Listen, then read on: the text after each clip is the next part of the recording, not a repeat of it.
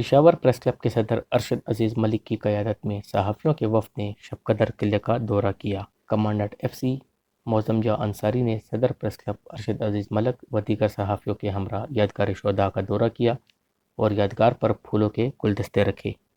F C جوانوں نے صحافیوں پر پھولوں کی پتیاں نشاور کر کے ان کا استقبال کیا۔ مہمانوں کو خصوصی گارڈ آف آنر پیش کیا گیا۔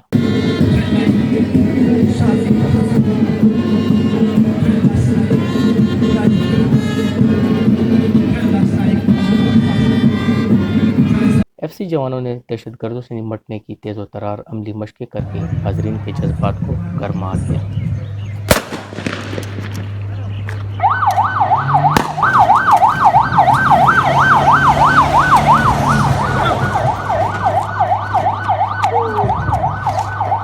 ایک جوان کی جانب سے الٹے لیٹتے ہوئے نشانہ بازی پر کسی کمانڈر نے جوان کو سینے سے لگا کر داد دی، جبکہ حاضرین نے تالیاں بجا کر اسے خراج تحسین پیش کیا۔ اس موقع پر جوانوں کی جانب سے بلڈنگ جمپنگ کا زبردست مظاہرہ بھی کیا گیا۔ کمانڈنٹ ایف سی نے وفد کو قلعہ شب قدر کی تاریخ سے بھی آگاہ کیا۔ انہوں نے بتایا کہ اس قلعے کو سکھ دور میں تعمیر کیا گیا۔ کو نظر آ رہا ہے یہ آج اس کو کوئی 200 سال ہو گئے ہیں۔ یہ 200 سال پرانا قلعہ ہے شب قدر کا، اور یہ بنوایا تھا سکھوں نے، اور جب 1837 میں سکھ اس کو آکوپائی کر رہے تھے، سکھوں کا جو لشکر تھا وہ اس کی کمانڈ یا ان کی جو آرمی تھی اس کی جو کمانڈ تھی وہ فرینچ جرنیل کر رہے تھے۔ مومندوں کا ایک لشکر آیا، لشکر کشی کی۔ اس زمانے میں یہ قلعہ تھا اور اس کی چاروں طرف کوئی آبادی نہیں تھی، بالکل کھلا میدان تھا، کاشتکاری بھی اتنی نہیں تھی، بالکل اوپن فیلڈز تھے۔ تو مومندوں کا لشکر آیا، انہوں نے اس قلعے کے اوپر چڑھائی کی، چڑھائی کرنے کے بعد اس کو گھیرا ڈالا، گھیرا ڈالنے کے بعد کافی عرصہ اس کے گرد رہے، اینڈ فائنلی کسی دن رات کو انہوں نے قلعے کا دروازے کو توڑ کے اور وہ اندر داخل ہو گئے۔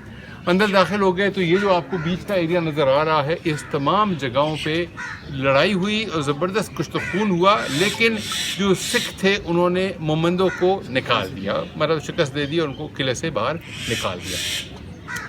شکست کے بعد مومند تو چلے گئے اپنی جگہ پہ، باقی جو سکھ تھے اور ان کے ساتھ جو فرینچ جنرل تھا، انہوں نے کہا کہ ایک کورٹ آف انکوائری ہونی چاہیے کہ یہ اس قلعے کے اندر مومند داخل کیسے ہوئے، اور یہ ہماری بڑی کمزوری ہے۔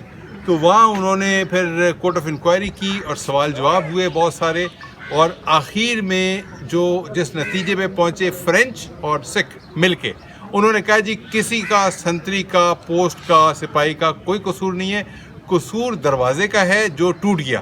اگر دروازہ نہ ٹوٹتا تو یہ اندر مومند داخل نہ ہو سکتے۔ تو انہوں نے کہا کہ دروازے کو تا حیات جیل کی سزا دینی چاہیے۔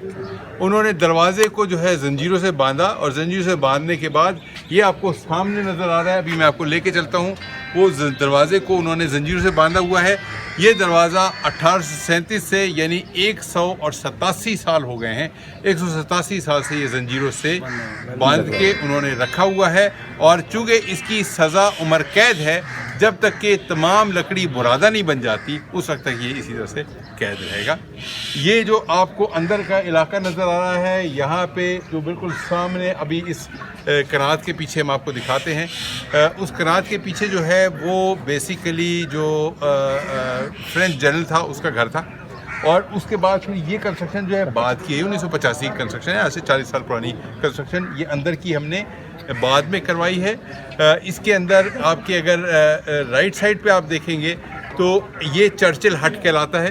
یہ چرچل ہٹ جو ہے، جب چرچل جو انگلینڈ کا بعد میں 40s میں 1940s میں he was the prime minister of UK، وہ جب ایز اے سب لیوٹیننٹ، ایک سب لیفٹیننٹ تھا، وہ اس وقت یہاں پہ آیا تھا اور وہ آ کے اس نے قیام یہاں پہ کیا، تو اس کا نام چرچل ہٹ ہے۔ اس سائڈ پہ اگر آپ دیکھیں وہ بھی ایک ہٹ ہے جس کو اب ہم نے ایک اپنے میوزیم میں تبدیل کر دیا ہے، اور اس کے اندر ہماری کچھ چیزیں، کچھ پرانی وردیاں، پرانے ویپن، پرانا کمیونیکیشن اکوپمنٹ، تصویریں وغیرہ وغیرہ، وہ ہم نے ساری کی ساری ایک جگہ پہ جمع کی۔ صحافیوں سے اپنی گفتگو میں کمانڈنٹ معظم جاں انصاری کا کہنا تھا کہ جوانوں کا مورال بلند ہے اور وہ ہر ناگہانی صورتحال سے نمٹنے کے لیے ہر دم تیار ہیں۔ ایف سی نے دہشت گردی اور سماجی دشمن عناصر کے خلاف ہر دور میں سیسا پلائی ہوئی دیوار کا کردار ادا کیا ہے اور اپنی جانوں کے نذرانے پیش کیے، جس پر پوری قوم کو فخر ہے۔ تقریب میں چترالی و خٹک ڈانس اور موسیقی کا بھی اہتمام کیا گیا تھا۔